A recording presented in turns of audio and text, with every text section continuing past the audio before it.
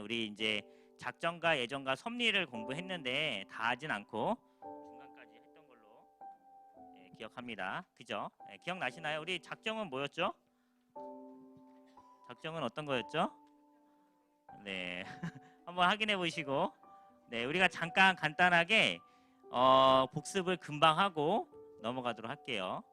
자, 우리 하나님께 어떤 일을 하셨는가 했을 때 우리 계획하시고 창조하시고 섭리하시고 구원하시고 완성하시는 일을 했다고 해서 이 모든 것은 사실은 영혼을 위한 일이에요. 영혼.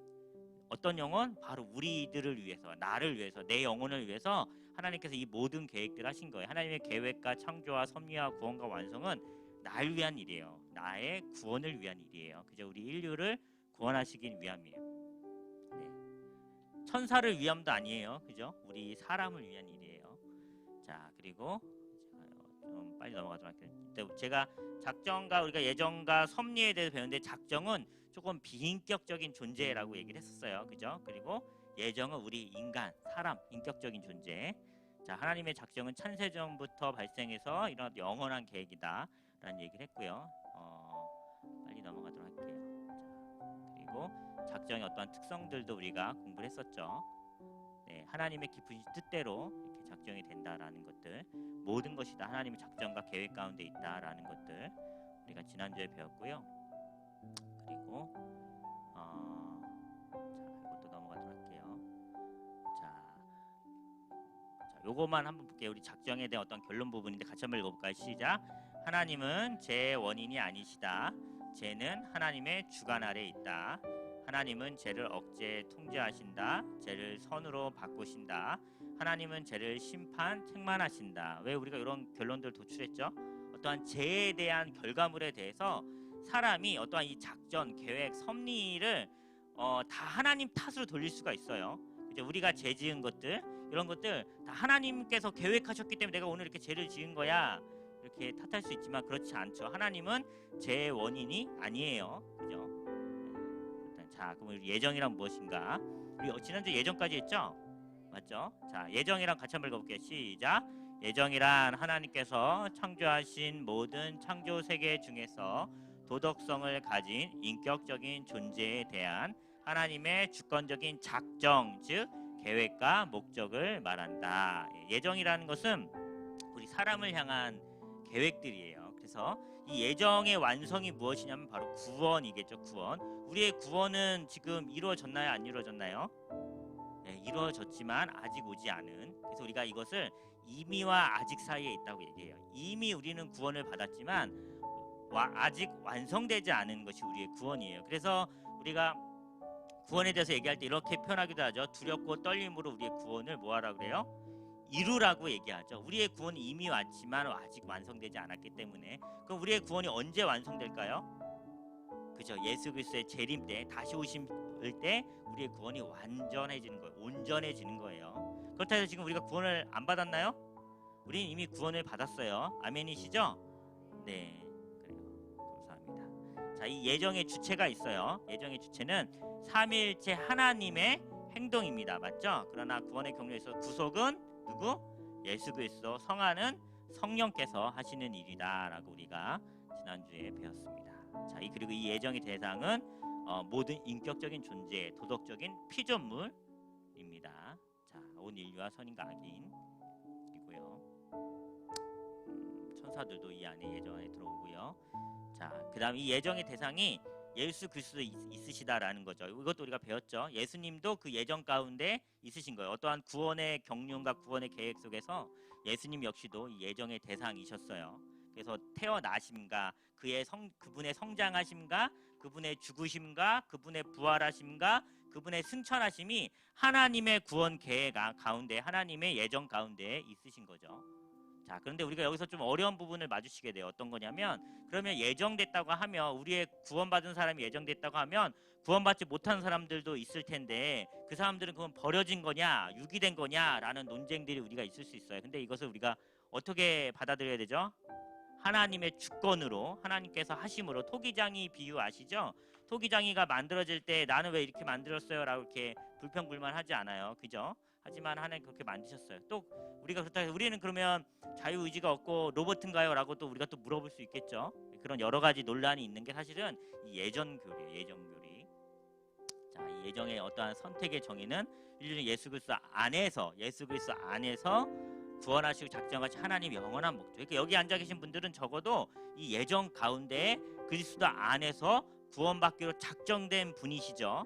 예, 맞아요. 우리는 그렇게 구원받기로 작정된 분이에요. 자, 그래서 예전에 구약 시대에는 이 예정의 한 그 표본으로서 이스라엘 백성들이 선택받았어요. 맞죠? 이스라엘 백성들이 선택받아서 그들을 어떻게 보면 샘플처럼 우리가 구약 성경에서 구원받은 백성이라 이렇게 살아야 된다라고 구약 성경이 쫙 나열돼 있죠. 그죠? 네. 우리는 어떻게 된 거예요? 우리는 접붙임을 받았죠. 신약에 오면 서신서들에 보면 특별히 사도 바울이 우리들은 이방인이지만 접붙임을 받아서 이 구원받은 백성의 가계에 올라가게 되죠. 자, 그래서 우리 역시도 하나님의 자녀들이고 하나님의 민족이 되는 거예요. 네. 이스라엘만 특별히 구원받는 민족으로 이렇게 생각하시면 안 되고, 네. 자, 그리고 이제 선택의 대상은 뭐 레위, 사울, 다윗 이렇게 유기되는 사람들까지도 다 선택의 대상이 되어지고요.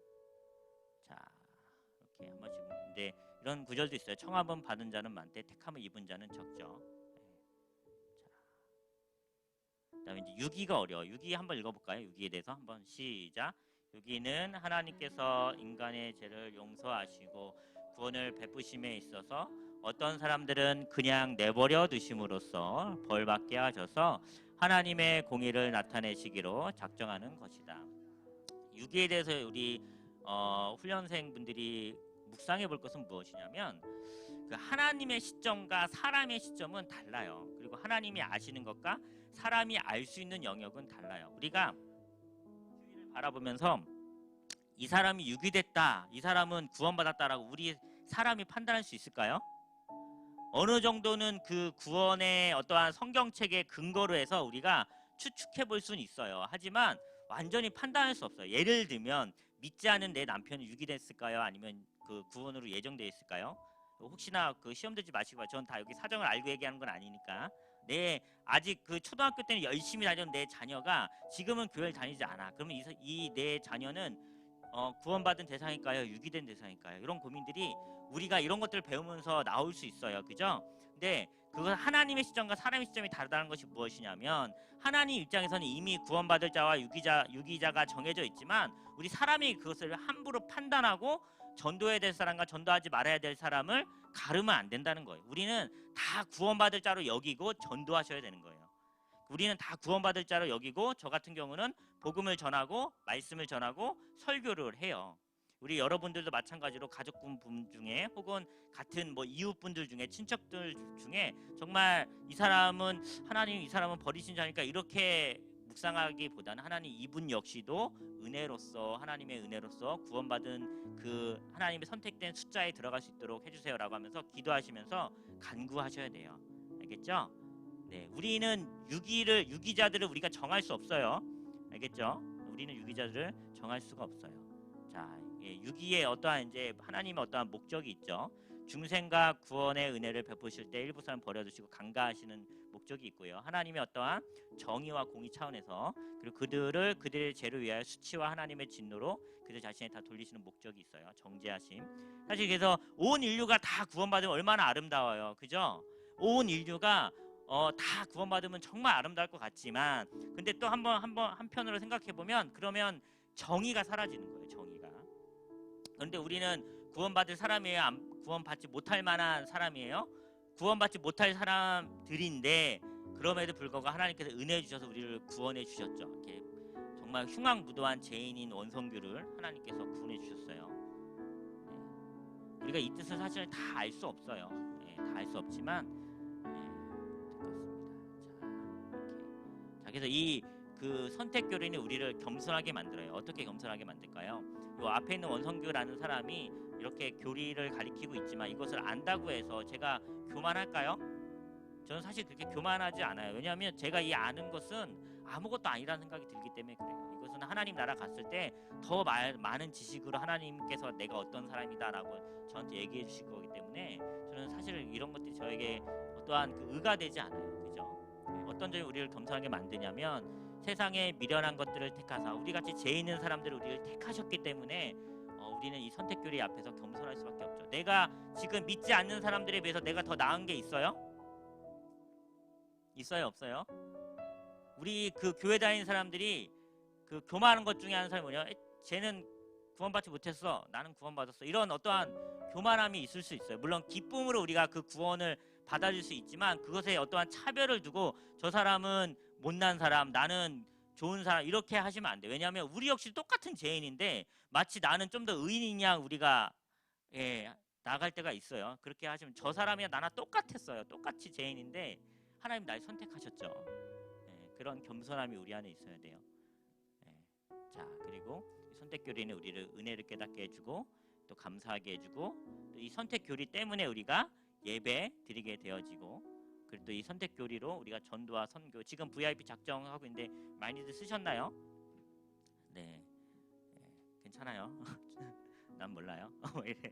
자, 선택교리는 근데 그런 마음 있으면 좋을 것 같아요. 저는 이제 사실 제가 처음 강의 때 한번 제가 나눔했던 적이 있는데 저는 이렇게 구미시에 대한 어떠한 특별한 어떠한 하나님의 마음 주심이 있어요. 그래서 지난주인가 그 3교구 우리 그 전도할 때 이렇게 가서 이제 휴지를 주는데도 참 마음이 좋더라고요. 내가 이렇게 구미시를 위해서 구미 지역을 위해서 내가 이렇게 휴지를 줄 수 있구나라는 게 전 참 감사했어요. 그리고 이제 아이들을 데리고 이제 공원이나 이렇게 집 근처 놀이터를 가도 이웃들을 만나게 되면 막 그분들을 향한 어떠한 그 구령의 마음들이 좀 생기는 것 같아요. 여러분들도 구미를 사랑하시죠?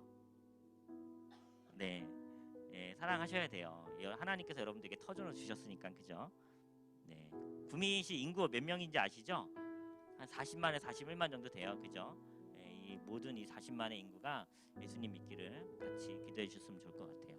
자, 그리고 이 선택교리는 우리의 구원의 확신을 제공해요. 누가 우리를 그리스도의 사랑에서 끊으리요? 환난이나 공고나 박해나 기근이나 적신이나 위험이나 칼이랴. 또 우리에게 구원의 확신을 제공하십니다. 자, 나는 사실 내가 구원받은지 잘 모르겠다.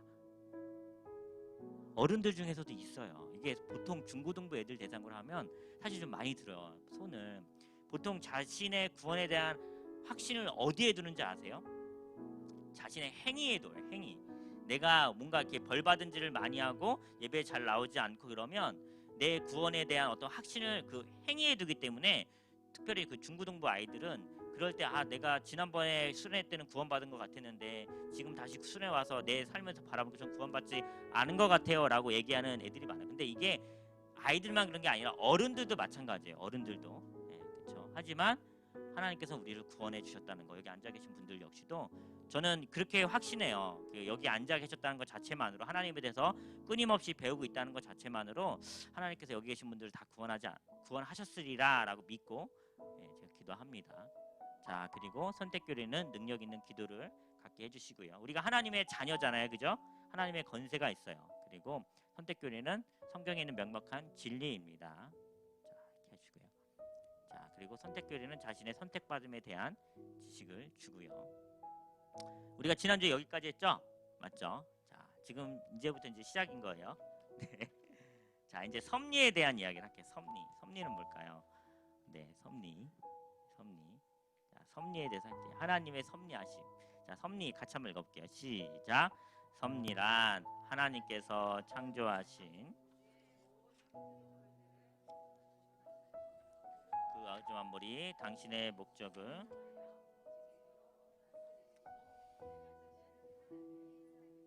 그래요. 이거는 이제 하나님의 사역인데 이제 통치 그리고 다스리심이에요. 통치하시고 다스리심이에요. 섭리하신다라는 것은 하나님께서 창조하시고 우주의 모든 피조물들을 보존하시고 그리고 그 우주 만물이 당신의 목적을 향하여 움직이도록 다스리시고 운행하시는 하나님의 사역이 돼요. 이걸 한 두어 번 이렇게 속으로 한번 읽어보시면 좋을 것 같아요. 자, 우주의 모든 피조물들이라고 하면 지구만 있지 않죠, 그죠?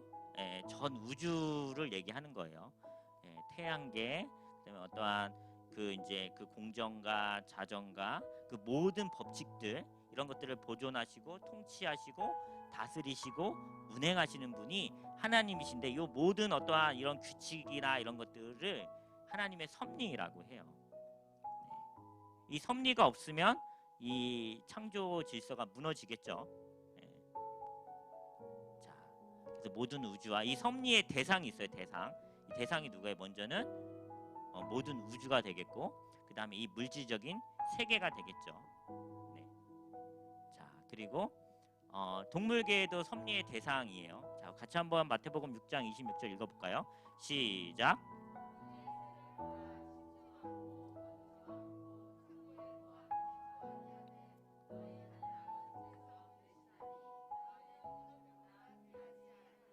아멘. 네, 그래요. 이 동물계에도 하나님의 섭리하심이 있어요. 이 동물은 어떻게 하신다는 거예요?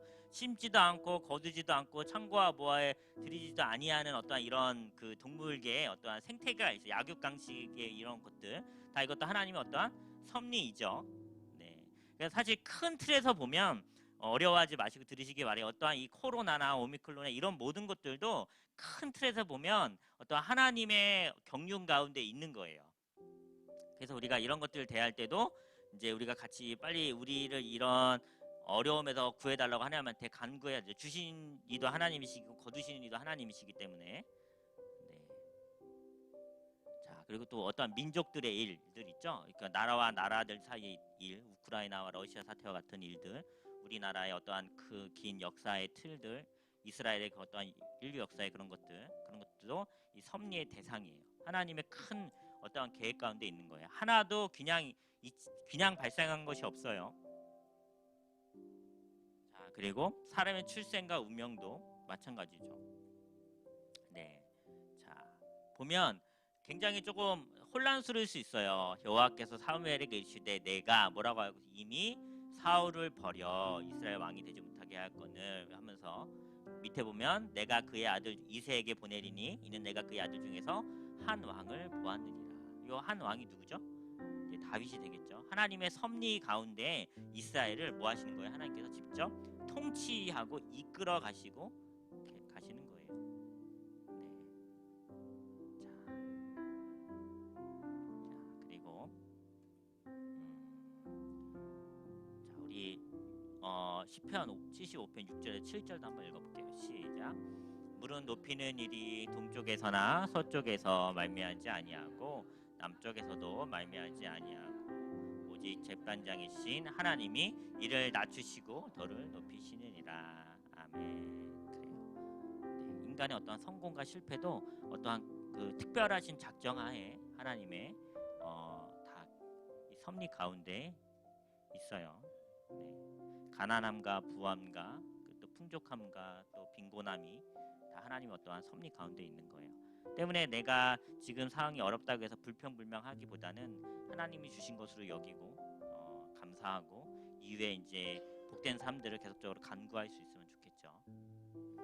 자, 그리고 이런 것도 있어요. 굉장히 우연적인 사건인데 이거 역시도 하나님의 섭리가 있는 거예요. 예, 그날 밤에 왕이 잠이 오지 아니하므로 에스더 말씀하시죠? 아니하므로 명령과 역대일기를 가져다가 자기 앞에서 읽었더니 근데 딱 피고 보니까 예전 모르드게가 자신을 했던 일에 대해서 알게 되어져요. 이 왕이. 그러면서 이스라엘이 구원받게 되어지는 잠이 오지 않아서 역대일기를 봤는데 예전에 그 모르드게가 자신이 했던 일들이 기록되어져 있는 거. 딱 피자마자 마치 우리 집사님 권사님들이 가끔 성경 보다가 하나님 오늘 나에게 무슨 말씀 주실까 아무데나 딱 폈는데 눈에 들어오는 성경 말씀 구절이 딱 있어요. 근데 그 말씀이 오늘따라 오늘 저에게 위로의 말씀이 되는 거예요.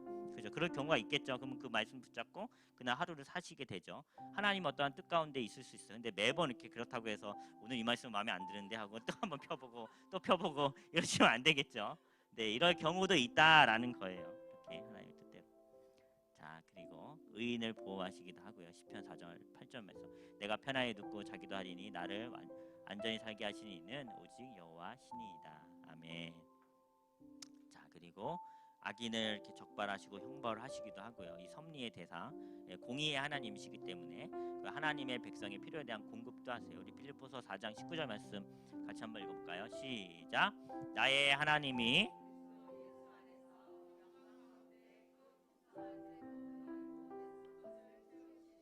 아멘. 네, 그죠. 나의 하나님이 그리스도 예수 안에서 영광 가운데 그 풍성한 대로 너희 모든 것을 채우시리라. 아멘.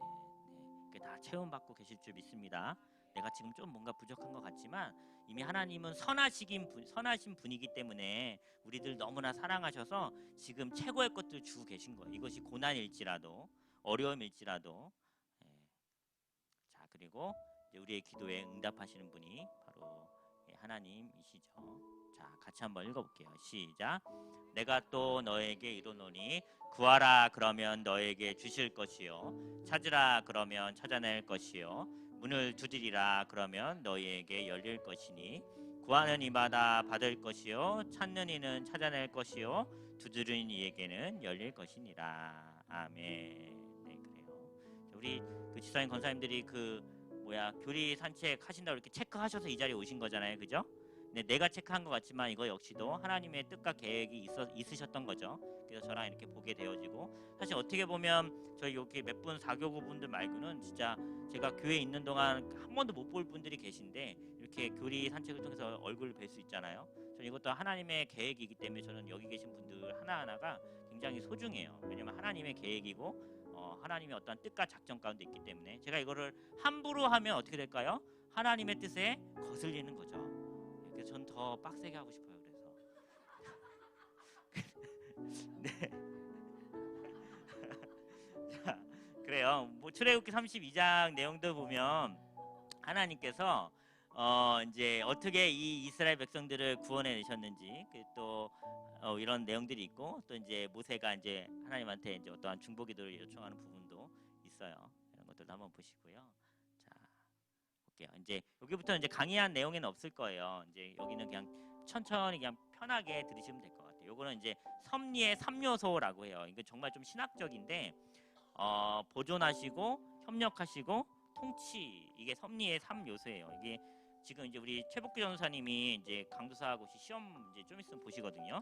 요게 꼭 나오는 문제인데 우리 강도사님이 계셔야 될 텐데, 네, 그래요. 그래서 이 섭리라는 것은 이제 어떠한 이 우주 만물에 대한 어떤 통치하심과 그 운행하심과 다스리심인데 이 섭리에 이 세 가지 요소가 있어요. 먼저 보존하는 거, 아까 그 보호하심이 있었죠. 보존하는 거, 그 다음에 협력하는 거예요. 그리고 통치하심이 계세요. 예를 들면 이 협력은 어떤 거예요? 다 계획하시고 작정하셨으면 우리가 할 게 없을 것 같죠. 그죠? 근데 있어요. 여러분들이 이렇게 이 자리에 앉으시려고 오시는 것들, 이렇게 또 뛰어오시던 걸어오시던 차를 타고 오시는 것들. 예전에 아담에게는 그런 일이 있었어요. 어떤 일이었냐면 하나님께서 우주 만물 다 창조하시고 아담한테 시킨 일이 있어요. 뭘 시키셨죠?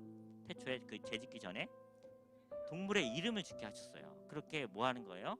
하나님은 자신이 인격적으로 대하는 존재랑 협력하길 원하세요. 여러분들이 기도하길 원하시는 거예요. 여러분들이 그냥 다 이루어지기로 뭐 하나님 다 뜻 내 마음 다 아시니까 하나님 다 아시지요 하고 그냥 딱 1분 앉았다 일어나가지고 나가길 원하시는 게 아니라 여러분들이 간구하고 기도하시길 바라시는 거예요. 예, 그렇게 협력이. 그리고 또 하나님께서는 이제 우리가 보통 하나님을 이제 키리오스 주님이라고 부르잖아요. 이 주님 할 때 이 주가 어떤 주자예요? 주인 주자예요. 그죠? 우리 나의 뭐로 여겨요? 주인. 그리고 또 나의 왕으로 여기는 거거든요. 하나님을. 우리 찬양 왕이신 나의 이런 찬양 있죠? 나의 하나님이에요. 그러면 나의 하나님이 왕이시면 하나님께서 왕 되시기 때문에 그분의 백성들을 뭐 하세요? 통치하시고 다스리세요. 네. 자, 그러면 여러분들에게 있어서 여러분들의 삶의 왕은 누구세요? 아멘이시죠? 정말이시죠? 네, 내 맘대로 막 살고 있는 거 아니에요? 지금? 그러면 누가 왕인 거예요? 그러면 내가 왕인 거죠. 내 마음속에 왕이 하나님이셔야 되는데 내가 통치받고 다스림을 받아야 될 존재인데 내 마음대로 하는 거죠. 때로는 내가 하나님을 막 통치하려고 하나님 이거 안 주시면 안 돼요. 이렇게 막 오히려 막 내가 부리려고 할 때도 있어요. 그죠? 우리가 잘못하면 이런 이제 종교적인 오류에 빠지는데 나는 하나님의 통치를 받는 사람이에요. 이게 주객이 정도 되면 안 되고요. 자, 올바르게 통치 받을 수 있으면 좋을 것 같아요. 자, 보존이랑 같이 읽어볼게요. 시작. 창조하신 만물을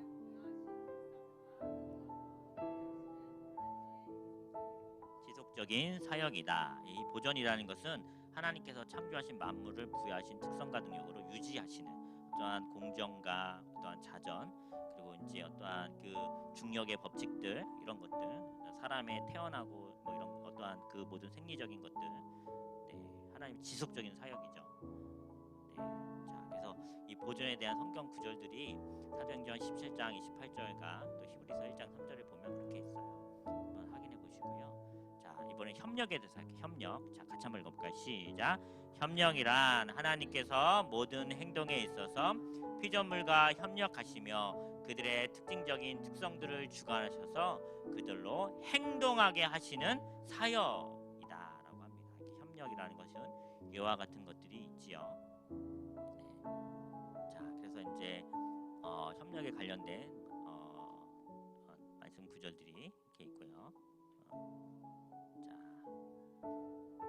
확인해 보시면 되고요. 이거 좀 어려운 건데 그냥 한번 편하게 들어보세요. 옛날에 이제 과학 시간에 그런 것도 있는데 이제 원인이라는 게 있어요. 왜 보통 이게 우리가 원인과 결과라고 얘기를 하는데 원인이라는 것은 이제 만약에 불을 떼면 연기가 난다 했을 때 원인이 불을 떼는 거죠. 그렇게 원인과 결과가 있는데 이제 제1 원인과 제2 원인이 있어요.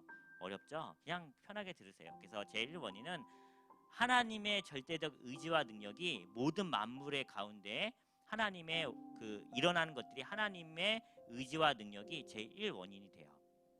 그러니까 무슨 말이냐면 만유인류 법칙이라는 게 제가 이걸 손을 놓으면 이게 어떻게 될까요? 떨어지겠죠. 예, 이 만유인류의 이런 어떠한 법칙도 제일 첫 번째 되는 원인이 무엇이냐면 이것에 하나님의 절대적인 의지와 능력이 있다는 거. 이 어떠한 순리 가운데, 이 법칙 가운데.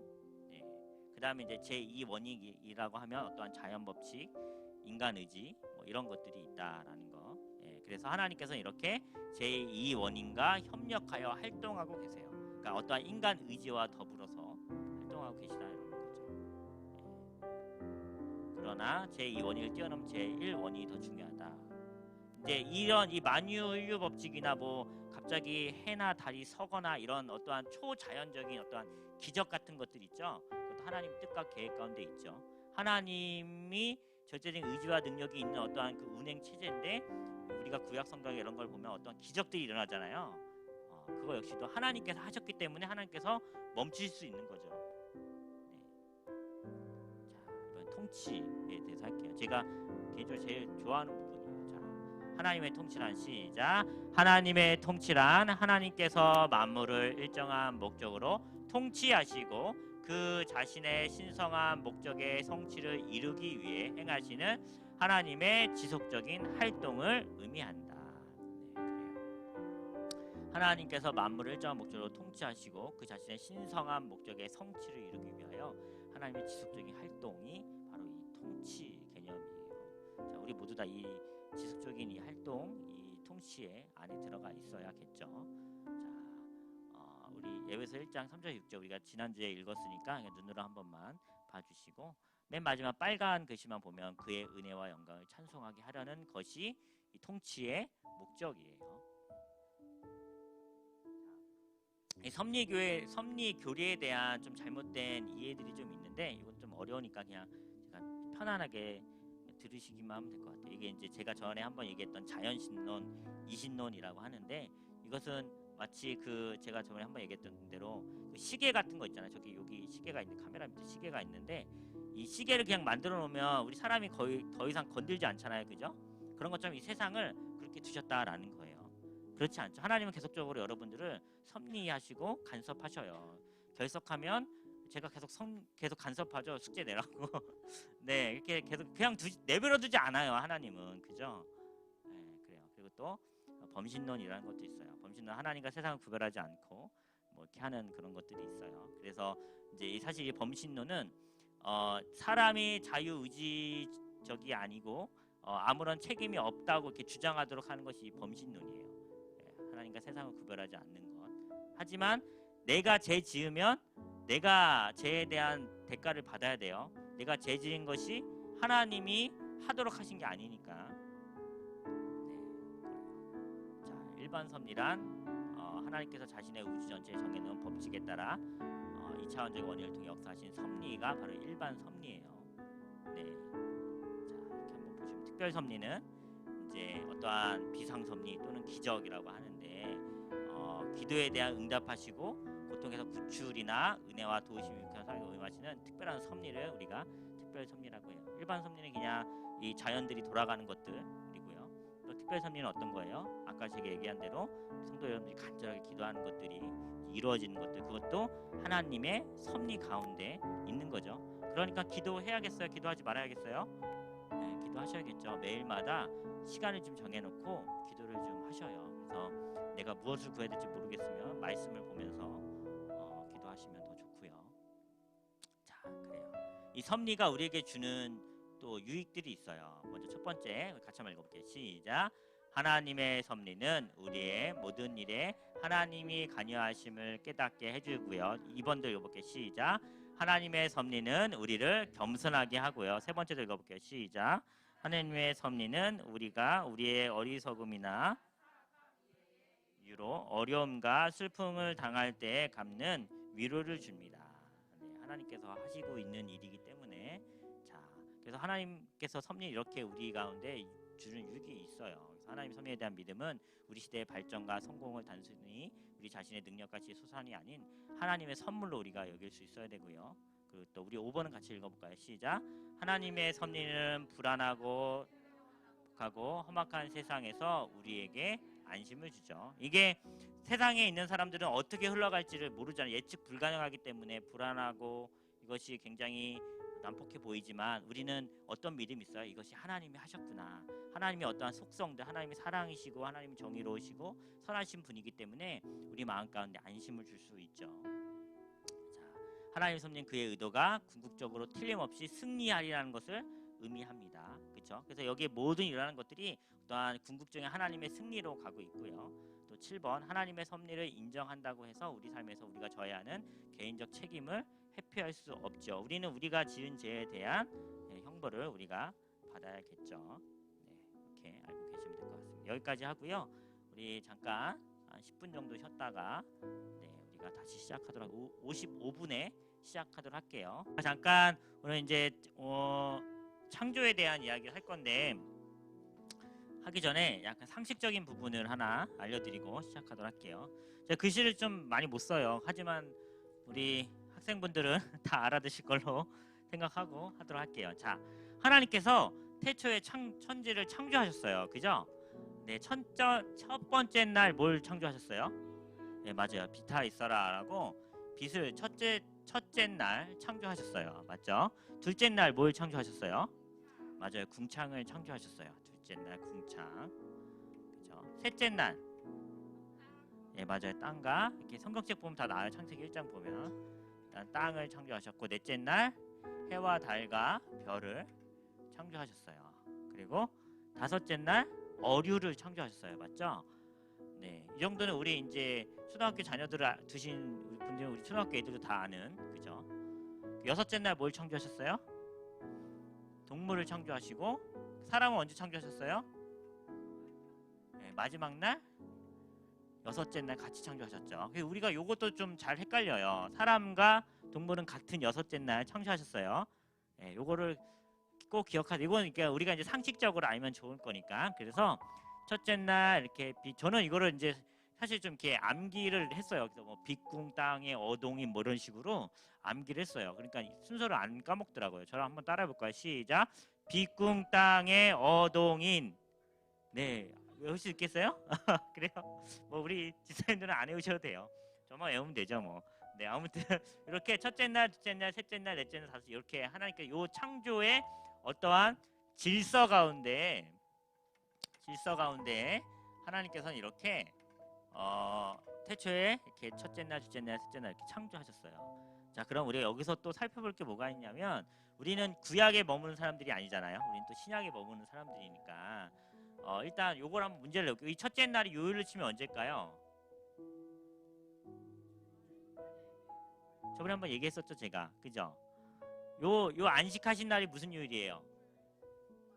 이게 막 헷갈리시 그죠? 토요일이에요, 주일이에요? 토요일. 그죠? 정확하게 하셔야 돼요. 이 안식하신 날은 토요일이에요. 맞죠?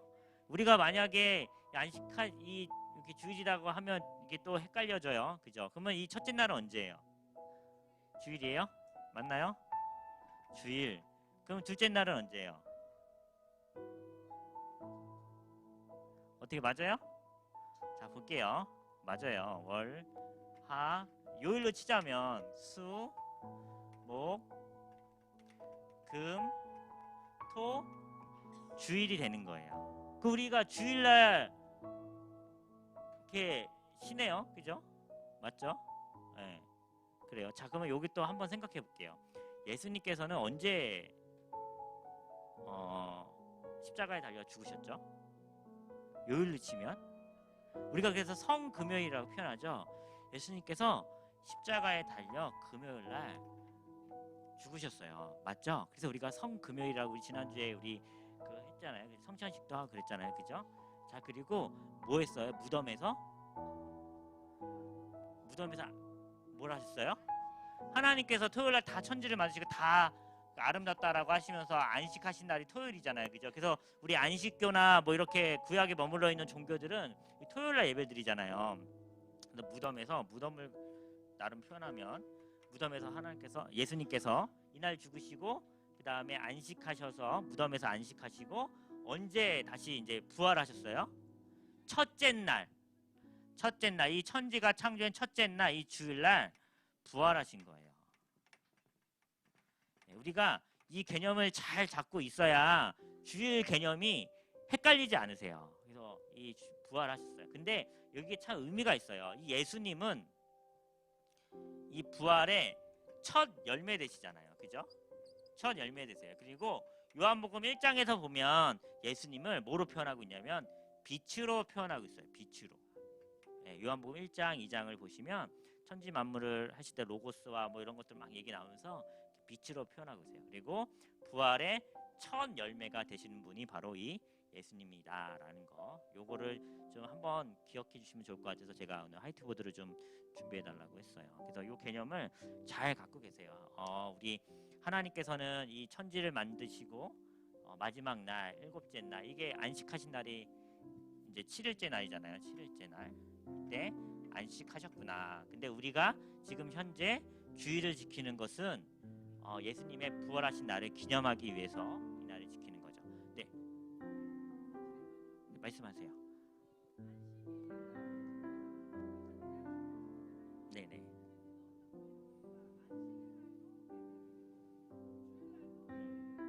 네네. 자, 틀린 건 아니에요. 근데 이제 말을 우리가 참 조심히 해야 되는데, 자 볼게요. 우리가 왜 주일날 예배를 드릴까요? 일단은 첫 번째로는 상징적으로 예수님께서 부활하신 날이 주일이기 때문에 우리가 드리는 경우가 있어요. 네. 그리고 두 번째로는 뭐냐면 지금 전 세계적으로 이것이 협의가 됐기 때문에 그래요. 자, 예를 들면 이제 다른 뭐 이렇게 우리가 이제 우리는 배운 사람들이니까 제가 얘기할 수 있는 것 같아요. 그 만약 구미 지역 사람들이 공통적으로 이 넷째 날, 이 수요일 날 쉬어.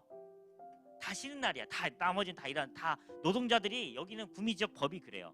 만약 그렇다 치면 그러면 수요일 날 예배 드릴 수 있어요. 예, 수요일 예배 드릴 수 있어요.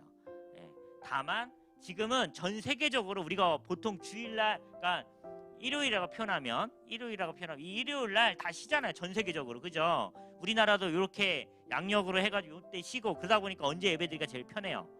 요 날이 제일 예배드리기 편하죠. 예, 근데 예전에 그 이제 그 기독교가 공인화되면서 그때 정했어요. 언제 우리가 예배드리는 게 맞나 이런 것들을 정했어요. 그래서 그때 예수님이 부활하신 일요일로 우리가 예배를 드리자라고 정했어요. 요 논쟁이 사실은 이제 좀 더 역사를 거슬러 올라가면 초대교회 때 이 사람들도 헷갈렸어요. 우리가 언제 예배를 드려야 될지 모르겠는 거예요. 안식일을 지키면서 하는 이 토요일날 예배를 드려야 되는 건지 아니면 주일날 예수님 부활하셨는데 이때 예배를 드려야 되는지 이런 논쟁들이 있었어요.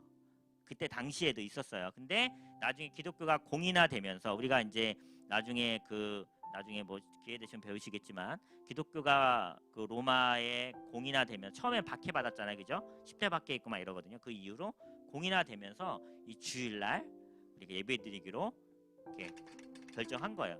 사실은 율법적으로 너무 여기 머무를 필요는 없지만 지금 우리가 이 주일을 여기기로 했기 때문에 이렇게 정했다라고 해서 장로교 역시도 주일날 예배를 드리고 있어요.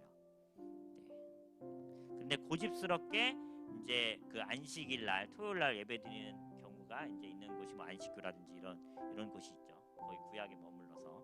근데 우리 사람의 어떠한 이런 것들을 통해서 사실은 이제 우리가 요일은 정할 수는 있어요. 정할 수 있다고 저는 생각을 해요. 융통성 있게. 근데 지금 요 날로 우리가 이제 정했기 때문에 그날 예배를 드리는 거죠. 주일날 예배 드리는 게 편하시잖아요, 그죠? 아침부터 나와서 예배 드리고 봉사하고 자녀들 같이 나오기가. 왜냐면 모든 시스템이 다 이렇게 맞춰져 있으니까, 그죠? 네. 혹시 더 뭐 질문 있나요? 없으면 창조로 지나가도록 할게요. 자, 먼저 이 창조에 대해서 할 때 이게 사실 두 번으로 나눠져 있는 강의인데, 자, 1장 1절 우리 이 정도는 다 외우니까 그냥 눈으로 한번 봐주시고 골로새서 1장 16절 같이 한번 읽어보도록 할게요. 시작. 만물이 그에게서 창조되되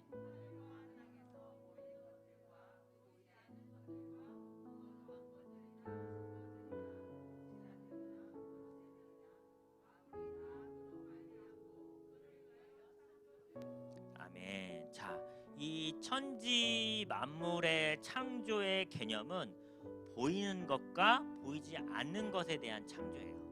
보이지 않는 것도 하나님께서 창조하셨어요. 맞죠? 예를 들면 공기라든지 이런 것도 다 창조하셨고, 그리고 또 어떠한 영적인 세력들 있죠. 어떤 영적인 세력들이라고 하면 뭐가 있을까요? 천사, 그다음에 사탄, 뭐 또한 귀신 이런 것들마저도 다 하나님의 어떠한 창조 안에 있어요. 다 하나님께서 창조하신 거예요. 네, 그리고 이제 왕권이나 주권이나 이런 통치자들이나 이런 것들도 다 창조되었는데 그 창조 목적이 있어요. 그 목적이 뭘까요?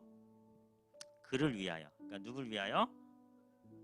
잠깐 요것도 되나? 이거 안 되네. 비밀. 이거 그냥 넘어가네. 죄송해요. 괜히 딴 거 눌렀다가. 네. 잠깐만요. 넘어간다. 사실 제가 이런 거 하는 게 익숙하지가 않아가지고 다 그를 위하여 창조되었다고 하고 있죠. 그를 위하여. 다 이 모든 것들이 여기서 그는 누구예요? 하나님 말씀하신 거죠. 하나님을 위하여 창조되었다는 거예요. 그러면 여기 앉아 계신 우리 성도님들 한 분 한 분은 누굴 위하여 창조되었다는 거예요? 그렇죠. 하나님을 위하여 창조되었다는 거예요. 그래서 우리 성도분들은 날 위해 사나요? 아니면 하나님을 위해 사나요? 정말이신가요? 그죠? 그렇게 하기 위해서 우리가 이제 애쓰고 힘쓰고 노력하고 훈련받고 기도하고 말씀 보고 예배 나오는 거죠. 그러기 위해서. 자, 우리는 하나님을 위하여 창조된 존재다라는 우리 그 창조의 목적성을 갖고 계셔야 돼요. 그래서 우리가 이 땅을 살아가면서도 내가 이렇게 삶을 영위하는 어떠한 목적성이 하나님이 되어야지 지금 이 땅에 잠시 있을 이 육체에 머물러 계시면 안 된다는 거예요. 자, 계속 볼게요. 사실 이 얘기가 다예요. 네, 이 얘기가 다예요. 오늘 3번까지만 할 건데, 자, 먼저 창조의 정의 할게요. 자, 같이 한번 읽어보도록 할게요. 시작. 하나님께서는 자유로운 행동으로 태초에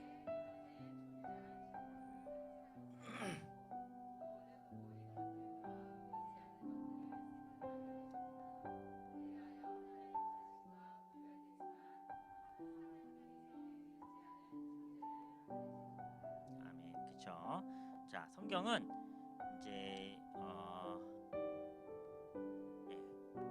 이 땅을 창조하실 때 어떠한 재료를 사용하지 않으셨어요. 그죠? 무에서 유를 창조하셨고요. 그리고 보이지 않는 것과 보이는 것들을 생겨나게 하셨고요. 그리고 하나님 자신과는 구별되지만 항상 하나님에게 의지하는 존재를 만드셨어요. 그러니까 모든 만물의 아까 제1원인, 제2원인 우리가 잠깐 공부했는데 모든 만물은 다 하나님께 의지하게 되어져 있어요. 왜냐하면 하나님께서 지으셨기 때문에. 그래요. 자, 창조의 목적. 자, 성경은 한 가지 하나님께서 자기 자신을 위하여 우주 만물을 창조하셨다고 말하고 있어요. 자, 자기 자신에 대해서 같이 한번 아까 읽었던 건가요? 다 그를 위하여 창조되었다라고 하고요. 이 지구 보면 굉장히 아름답죠. 그죠? 아름다운 곳이 바로 이 지구인데 이 지구도 누굴 위해 창조되었다고요? 네, 하나님을 위해서 창조되었다는 거. 이 지구뿐만 아니라 이 우주 역시도 네, 하나님의 영광을 위해서 창조되었어요. 네, 굉장하죠. 네. 제가 이렇게 하면 신뢰가 될지는 모르겠는데 구미에 와서 좋은 점 중에 하나가 별을 볼 수 있더라고요. 너무 좋았어요. 네, 이런 천지 만물들 다 하나님의 영광을 위해서 네, 자, 너무 아름답죠. 네. 가을에도 있을까요? 예, 어떻게 될지 모르겠어요.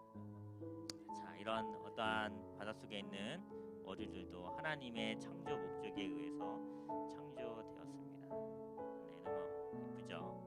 네. 자, 구글링에서 사진들이에요. 그리고 이런 세포들 역시도 작은 세포들 역시도 어때요? 하나님의 어떠한 기쁘신 뜻에 따라 하나님을 위해서 창조된 거예요. 굉장히 복잡하게 되어져 있는 이런 어떠한 DNA 구조들, 염색체들 이런 것까지도 아까 커다란 우주 기억나시나요? 커다란 우주 사진과 이 사람의 몸에 있는 어떠한 이 염색체까지도 하나님께서 창조하셨다라고 해요. 자, 같이 한번 해볼게요. 성경은 시작. 성경은 네, 어떤 이유도 말하고 있지 않다. 창조는 하나님의 필요에 따른 결과로서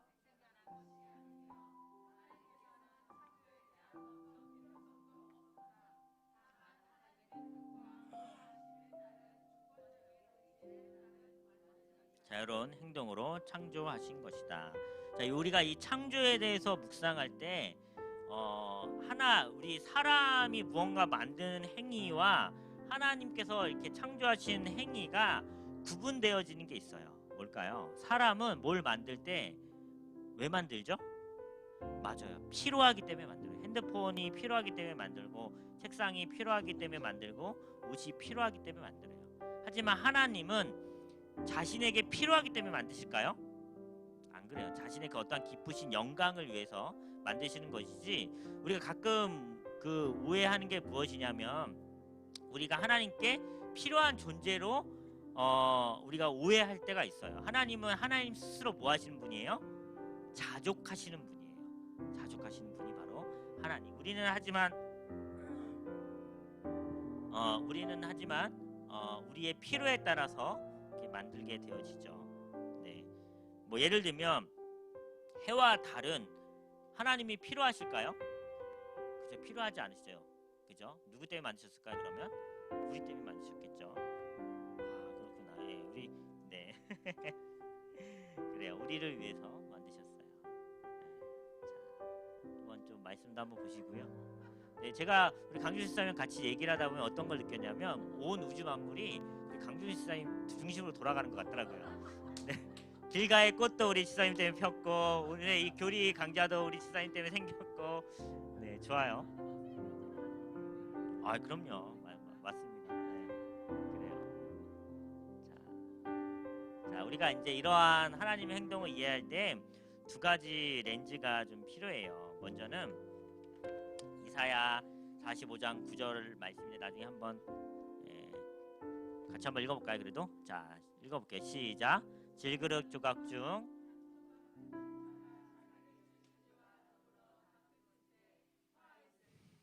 진흙이 토기장이 너는 무엇을 만드냐, 또는 내가 만든 것이 그는 손이 없다 말할 수 있겠느냐. 자, 우리가 하나님의 주권에 대한 이야기를 할 때 보통 이 그 토기장에 대한 이야기를 많이 해요. 먼저 첫 번째는 하나님은 어느 누구의 간섭과 통제와 감독도 지시에 필요 없이 자신이 원하는 모든 뜻을 자신이 원하는 방법과 자신이 원하는 때에 얼마든지 할 수 있는 절대자 분이 바로 이 하나님이시다라는 거예요. 하나님의 주권이죠. 하나님 주권 사상이에요. 자, 두 번째, 우리가 이 창조에 대해서 묵상할 때 두 번째 무엇이 있으면 좋겠냐면 하나님의 성품. 하나님의 성품 중에 하나가 뭐예요? 하나님의 선하심이에요. 하나님의 선하심. 자, 제가 하나 빼먹고 안 했는데 하나님이 주권자라는 뜻은 무엇이냐면 위에, 하나님 위에 계신 분이시죠. 하나님은 위에 계신 분으로서 홀로 계신 분이에요. 어느 누구의 간섭이나 통제나 감독이나 지시 없이 무엇이든지 할 수 있는 분이 주권 개념이죠. 위에서 홀로 무엇이든지 할 수 있는, 자신이 원하는 모든 뜻을 자신이 원하는 방법과 자신이 원하는 때에 얼마든지 할 수 있는 절대 주권자가 바로 이 하나님이셔요. 네, 그래요. 이 하나님의 주권이 우리 집사님, 권사님들 가운데 가득 있길 바랍니다. 네, 하나님의 주권이 있어야지. 우리 가운데 하나님 주권이 없으면 자꾸 내 마음대로 살게 돼요. 그죠? 두 번째 렌즈는 하나님의 선하심이죠. 하나님의 선하심. 네, 하나님은 선하신 존재예요. 하나님은 선하신 존재예요. 네, 그래서 하나님께서 예레미야에 뭐라고 얘기하시죠? 여호와의 말씀이니라. 너희를 향한부터 같이 읽어볼게요. 시작. 너희를 향한 나의 생각을 내가 아나니 평안이요 재앙이 아니니라. 너희에게 미래와 희망을 주는 것이니라. 예레미야의 시대적 배경 혹시 아시나요? 예레미야는 어떤 시대적 배경을 갖고 있죠? 네, 이제 그 먼저 북이스라엘이 멸망했어요. 북이스라엘이 먼저 멸망하고, 북이스라엘이 먼저 멸망하고 이제 남은 게 이제 남유다예요. 남유다가 남았는데 북이스라엘은 이제 아수르에 의해서 멸망하게 되어지죠. 그냥 이런 거는 참고로 알아두시면 될 것 같아요. 남유다는 어디에 의해서 멸망하죠? 야, 역시 우리 수준들이 다 있으세요. 네, 바벨론에 의해서 멸망해야 돼요. 네. 자, 그러면 이 남유다의 바벨론에 의해 멸망당할 때의 선지자가 누구예요? 우리가 방금 전에 본 예레미야예요. 그래서 이 멸망당할 때, 멸망이 재앙인 것 같고 고난인 것 같고 어려움인 것 같지만 하나님께서 일부러 바벨론이라는 나라를 들어서서 이스라엘을 치시고 그 나라를 멸망시키는데, 이것이 하나님 어떠한 뜻이라는 거예요? 너희에게 미래와 희망을 주는 것이라고 말씀하고 계신 거예요. 나중에 더 우리가 같이 성경 공부할 일이 있으면 좋을 텐데, 이렇게 바벨론에 의해서 이 남유다가 멸망하지만 남은 자 사상이라고 혹시 들어본 적 있으세요? 그죠? 렘넨트라고 하는데, 이제 이 남은 자들은 누가 남은 자예요? 이스라엘의 남은 사람들이 남은 거예요? 아니면 포로로 끌려간 사람들이 남은 자예요? 그죠? 포로로 끌려간 사람들이 남은 자죠. 그죠? 포로로 끌려가서 그 바벨론에서 있다가 나중에 재건축하러 에스라, 느헤미야 이렇게 오잖아요. 그죠? 그런 어떤 흐름이 있는데, 그들로 인해서 다시 성전이 재건축되고 회개되고 부흥되고 그러면서 예수 그리스도의 족보가 계속적으로 이어지게 되어지죠. 그래서 당시 이 예레미야 때 이 바벨론에 의해서 멸망당하는 이 그림이 멸망당하는 것 같고 재앙당하는 것 같지만, 하나님의 커다란 어떠한 구원 계획에 따라 미래와 희망을 주는 것이죠. 마치 요셉이 그 자신의 형들에 의해서 팔려가서 고난과 수치와 어떤 어려움들을 많이 당하지만 그로 말미암아 그 이스라엘의 모든 사람들이 구원을 얻는 것처럼, 마찬가지로 하나님의 계획은 그런 계획이 있어요. 제가 더 이렇게 막 고난을 막 주는 것 같지만, 우리 집사님들, 권사님들 숙제하라고 막 이렇게 고난을 주는 것 같지만, 이것이 여러분들에게 미래와 희망을 주는 거예요. 아멘이시죠? 됐습니다. 자, 보도록 할게요. 자, 우리가 하나님의 성품에 대할 때 이제 가끔 하나님이 정말 왜 이렇게 잔인한 분이십니까? 하나님 나한테 왜 이렇게 대하십니까? 라고 우리가 때로는 그 이제 호소할 수 있어요. 원망과 불평을 할 수 있어요. 근데 딴 건 잘 모르겠어요. 하지만 우리가 무엇으로 우리가 하나님께서 우리를 사랑하시는 줄 알 수 있을까요? 로마서 5장 8절 한번 같이 읽어볼까요? 시작. 우리가 죄인 되었을 때 그리스도께서 우리를 위하여 죽으심으로 하나님께서 우리에 대한 자기의 사랑을 확증하셨느니라. 나한테 왜 이렇게 잔인하게 하세요, 하나님? 하나님은 그런 분이신가요? 하나님은 그렇게 갑자기 뭐 이렇게 오해하지 말고 들으시길 바래요. 내 누구를 죽게 하시고 소천하게 하시고 또 혹은 나한테 어떤 질병을 주시고, 하나님 나한테 왜 그러세요? 라고 이렇게 우리가 불평하고 막 이렇게 할 수 있어요. 그죠? 하지만 하나님께서 어떻게 하신 분이에요? 하나님의 그 모든 계획이 사랑이라는 거 우리가 무엇을 통해서 알 수 있어요? 예수 그리스도를 우리에게 보내셨다는 것으로 우리가 내가 지금 이렇게 불평불만하는 것이 아니구나. 하나님께서 이걸 주신 거 역시도 날 사랑하시기 때문에 그렇구나. 그 증거가 어디 있냐면 예수 그리스도를 보내심에 있는 거죠. 그렇죠. 네, 그래요. 네. 우리 다람쥐가 이렇게 예쁘게 먹는 사진 보세요. 힐링을 받으시고요. 혹시 여기 어딘지 아세요? 네, 맞아요. 우리 저번에 우리 바로 아시네요, 그죠? 네, 이 그 뭐야, 제가 얼마 전에 가서 이렇게 집사님들 찍은 사진 한번 이렇게 넣어봤어요. 네, 김천 가서 이렇게 찍었던 사진이에요. 자, 하나님의 이 선하심이 이 피조 세계에도 가득 있어요. 이 천지 창조하신 이 선하심, 어떠한 예, 동물들 사이에도 이렇게 있고요. 마치 하나님을 찬양하는 것 같지 않아요, 그죠? 네, 이 동물들의 어떠한 이런 것들도 하나님을 찬양하고 창조하기 위해 하나님께 나가기 위해 있는 거죠. 네, 그래요. 네. 자, 그리고 어떠한 이 우주의 질서 역시도 하나님을 향해 가고 있어요. 하나님을 향해 가고 있다라는 것들 알고 계시면 좋을 것 같습니다. 네, 그러고요. 자, 볼게요. 이렇게 좀 이것저것 많이 준비했는데 그냥 스킵하는 걸로 하고요. 자, 요건 하나 보여드리고 싶어요. 이제 지난번에 한번 말씀드렸었는데 그 하나님께서 창조하셨다는 거 우리가 어떻게 알 수 있냐면 이게 뭘까요? 그렇죠. 눈의 결정체. 옛날 과학 시간에 보시고 아마 오랜만에 보실 거예요. 그죠? 자, 눈의 결정체도 이렇게 여러 가지 모양이 있는데 굉장히 조직적이고 그리고 또 이렇게 좌우대칭적이고 누가 마치 설계한 것처럼 되어 있죠. 예, 그래서 우리는 하나님께서 이 자연 만물을 창조하셨다라고 알 수 있어요. 우연히 빅뱅 이론처럼 우연히 되지 않았다라고 우리가 말할 수 있는 이유가 무엇이에요? 이것을 우연히 이렇게 할 수 없겠죠. 제가 물을 이렇게 갑자기 푹 던졌을 때 이런 뭐 이렇게 육각형 모양으로 이렇게 나오지 않을 거 아니에요, 그죠? 이렇게 우연히 이렇게 지나가다 떨어졌을 때 나오기가 쉽지 않겠죠. 이런 식으로 자연 만물이 하나님께서 창조하셨다는 증거들이 이렇게 드러나고 있습니다. 네, 그래요. 굉장히 많이 있어요. 그래요. 자, 이런 것들을 통해서 우리가 하나님께서 천지를 창조하셨다라는 것을 알 수가 있습니다. 자, 그러면 하나님이 어떻게 천지를 창조하셨는지 그 창조의 방법에 대해서 같이 한번 보도록 할게요. 자, 우리가 배웠어요. 사실 이것도 배웠는데 좀 구체적으로 배우도록 할게요. 자, 천지 창조는 누가 하셨어요? 삼위 하나님께서 하셨어요. 그죠? 성자, 성령과 함께 우주 만물을 창조하셨어요. 창조는 영원한 삼위일체 하나님의 협동 사역에 의한 결과이죠. 그래서 창조는 성부로부터 성자를 통하여 성령으로 이루어진 것이 바로 이 우주 만물의 천지 창조예요. 네, 삼위 하나님께서 하셨다라고 하시면 됩니다. 자, 그죠? 그래서 우리 고린도전서 8장 6절 말씀 같이 한번 읽어볼까요? 시작. 그러나 우리에게는 한 하나님 곧 아버지가 계시니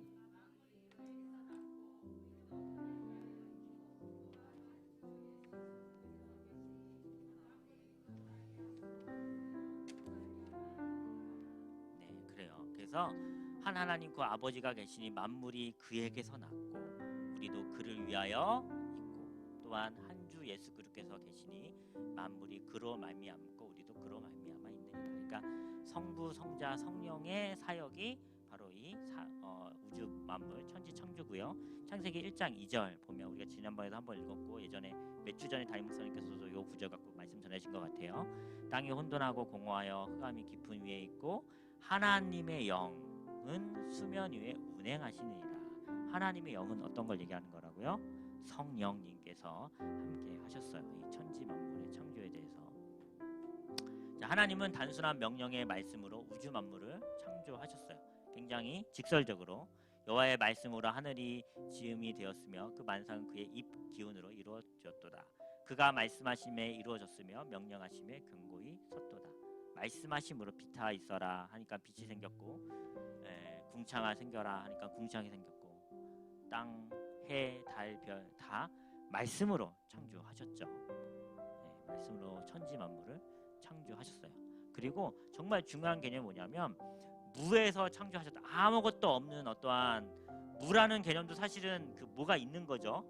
우리는 상상할 수 없는 어떠한 정말 아무것도 없는 재료가 없는 가운데서 창조하셨어요. 보통 우리가 이제 사람은 재료를 써서 뭔가를 만들죠. 아무것도 없는 가운데서 만들 수 없어요. 그래서 만물이 그로 말미암아 지은 바 되었으니 지은 것이 하나도 그가 없이 된 것은 없으니라. 요한복음 1장 3절이에요. 하나님 위대하심이죠. 자, 그리고 하나님은 우주 만물을 자기와 구별되지만 항상 자신에게 의존하도록 만드셨습니다. 다 하나님이 하신 거예요. 얼마나 귀해요. 자, 어저께인가 제 그 태산이가 이제 초등학교 애들이 보는 필수 만화책 중에 하나가 Y라는 책이 있대요. 그래서 이제 제가 이천에 있을 때 샀는데 이제 태산이가 이제 어저께는 그 책을 읽더라고요. 외계인과 UFO 책을 읽더라고요. 그런 것들도 이제 여기 이제 초등학교 자녀를 두신 분이라면 이제 어떻게 우리가 교육해야 될까 이런 것들도 고민해 보시면 좋겠죠. 자, 한번 말씀 한번 읽어보요. 우리 욥기 2장 12절 10절 이런 것도 한번 같이 읽어볼까요? 시작. 모든 생물의 생명과 모든 사람의 육신의 목숨이 다 그의 손에 있느니라. 아멘. 네, 그렇죠. 생사하복을 주관하시는 분이 바로 우리 하나님이세요. 마칠게요. 사랑과 은혜가 많으신 하나님 감사합니다. 하나님, 우리가 창조된 우리의 목적은 하나님의 깊으신 뜻에 따라 하나님을 찬양하기 위함이며 우리가 오늘 또 교리 시간을 통해서 배웁니다. 하나님이 예정하신가 작정하신가 섭리 가운데 우리가 더욱더 하나님을 사랑하게 하여 주옵시고 우리의 가족의 구원을 위해서 우리 이웃의 구원을 위해서 더욱더 나아갈 수 있는 저와 우리 성도님들 될 수 있도록 하나님 인도하여 주시옵소서. 하나님, 우리 특별히 다음 주에는 우리 하나님의 창조 세계를 함께 피부로 경험하기 위해 우리 먼 길을 떠나게 되어집니다. 모든 진행하는 가정 가운데 하나님 아름다움이 있게 하여 주시옵시고 시험 드리는 성도 있지 아니하도록 주님께서 섭리하여 주시옵소서. 감사드리며 이 모든 말씀 예수님의 이름으로 기도드렸사옵나이다. 아멘.